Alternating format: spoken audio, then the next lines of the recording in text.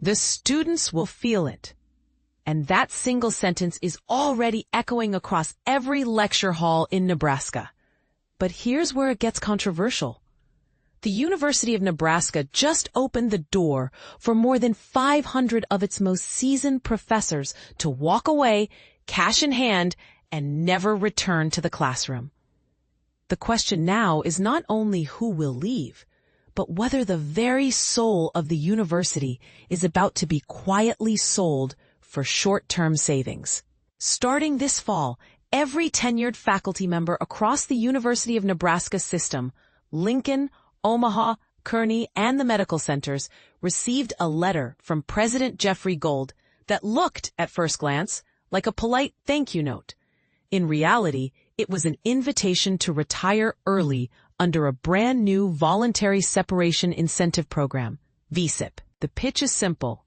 If you're 62 or older and have logged at least a decade of service, the university will pay you 70% of your current base salary in one lump sum next summer if you agree to step aside by the end of the academic year.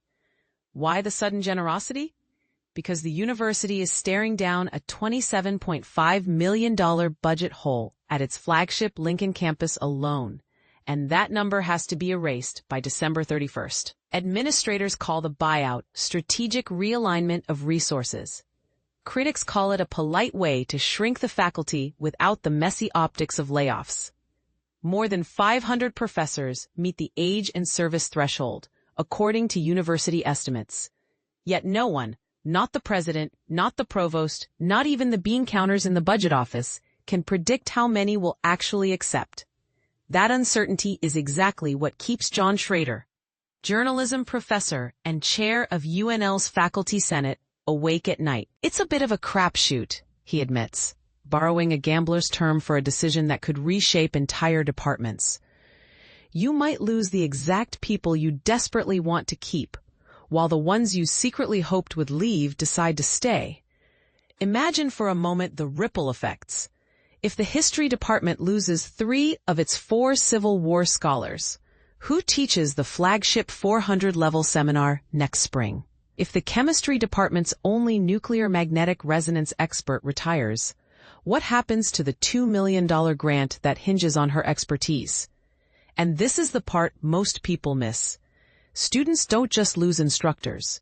They lose mentors, research supervisors, and the quiet institutional memory that tells them why a campus tradition matters, or how to navigate a tricky graduate school application.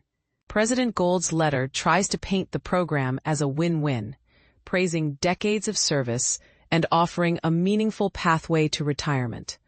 The subtext, however, is impossible to ignore. The university needs payroll flexibility, and the fastest way to get it is to encourage its highest-paid employees to exit gracefully.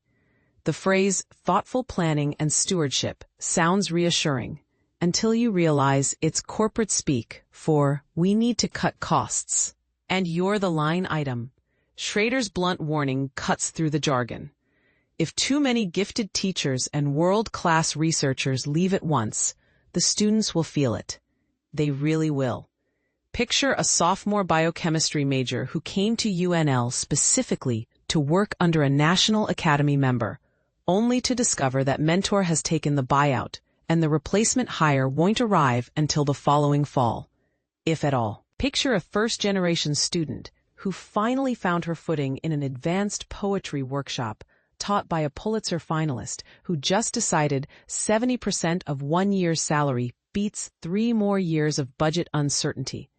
Applications opened quietly on the first day of the semester and will close at 5 p.m. on September 30th. Successful applicants will be notified by November 3rd, giving departments a narrow window to reshuffle spring schedules. Payments will land in bank accounts next July, long after the departing professors have boxed up their offices and the students have scattered for summer internships. For now, department chairs are running informal polls, trying to guess who might leave. Some faculty are crunching retirement calculators. Others are updating CVs just in case a better offer appears elsewhere. Meanwhile, undergraduates remain largely in the dark. scanning course catalogs that could be obsolete by Thanksgiving. So, dear reader, here's the uncomfortable question administrators won't put in any press release. Is a one-time payout worth the risk of hollowing out the academic heart of Nebraska's flagship university? And an even thornier follow-up. If you were a 63-year-old full professor with 25 years of groundbreaking research behind you, would you take the money and run, or stay to fight for the students who still need you? Sound off in the comments. Would you call this smart fiscal stewardship or a short-sighted gamble with students' futures? Let the debate begin.